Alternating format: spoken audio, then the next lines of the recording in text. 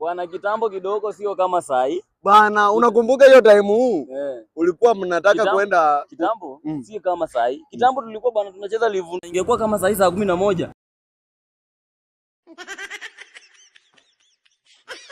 Japo hivi, hadi kitakujapo hivi uende kwa tinga. Alafu upige unga upige. Hadi pesa ya kujaga hakuna. Sasa wewe nawe unaharakisha mbio ukuje ucheze mpira na wakina James. Bwana vitu imechange hizi bwana. Sikiza hadi ball hadi unacheza ball hadi 90 minutes washamaliza ball. Hiyo inafaa hadi washamaliza ball. Hiyo inafaa ikanzoliwe. Hiyo inafaa watoe bwana. Kitambo tulikuwa tunacheza ball mpaka unafikia tu mamaka anakuambia, kijana Raymond kuja uendeko hivi maziwa kwanza." Wewe unakumbuka?